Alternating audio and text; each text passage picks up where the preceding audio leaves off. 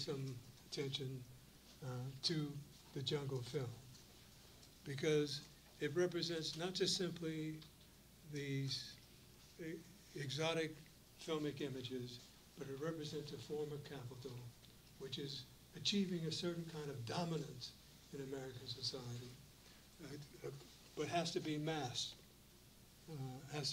and justified in the American film public.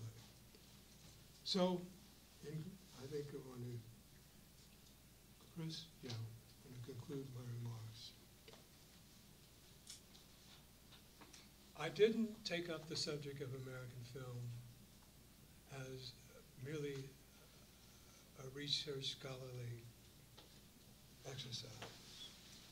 Didn't merely take it up as a way of dealing with what Bogle suggested was the representation of blacks in American film. I took it up because it was necessary to explore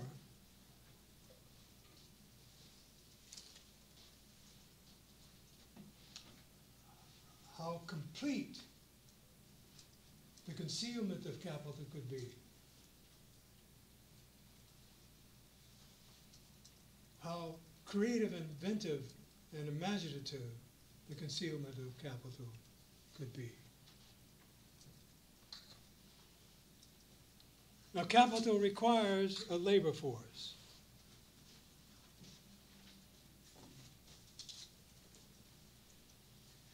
And many of you are, in effect, have on your laps and at your fingertips, of course, a Chinese labor force. Apple.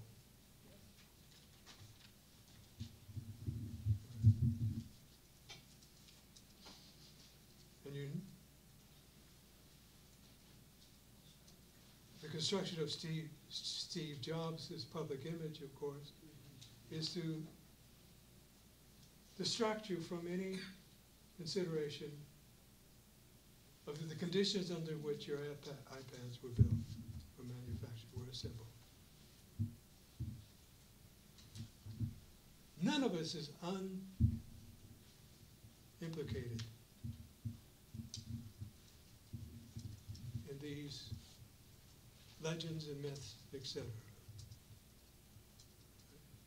I dare say, if I looked at my label, I would see China. If I looked at my shoes, I'd see India, Pakistan, someplace like that, etc.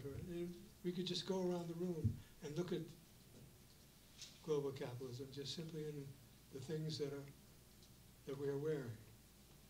You have any idea where those chairs were built? How about that carpet? You have any idea of the conditions of labor of those peoples? Right. Do you know how pathetic it is when we have an extended conversation of whether Romney cares about poor people?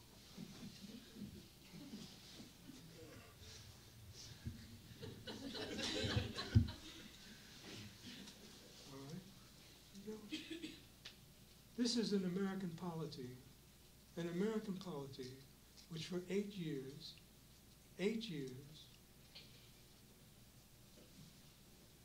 was administered by a man who didn't even know there were blacks in Brazil, who had the ignorance, not the audacity, because he was functioning from ignorance, to talk to a Brazilian, ask a Brazilian president, you have blacks in Brazil?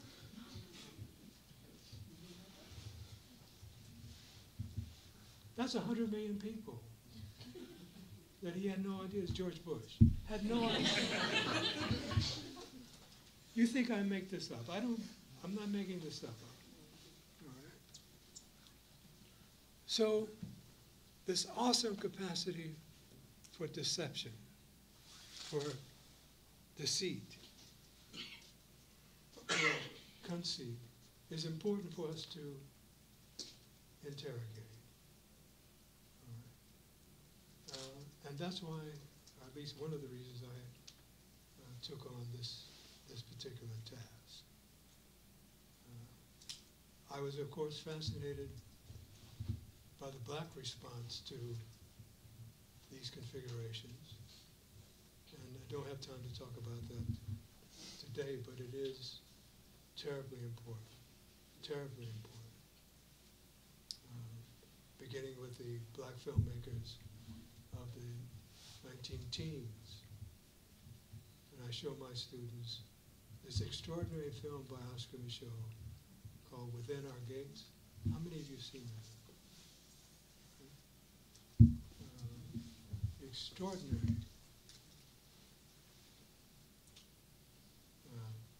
And you're tempting me to talk about it, but I'm not going to talk about it. But look at what some of these filmmakers were trying to do in this earlier period. All right. So that's what I wanted to speak about today, starting with our friend William Shakespeare in the 17th century. Thank you very much for your time.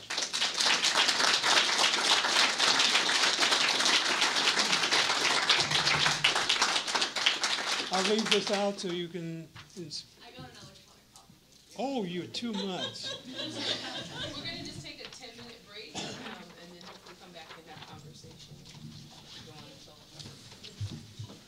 Oh, and there's a sign-in sheet also for people who need this for, which class is it? Both for the critical theory emphasis students and also for Professor Lynch's class.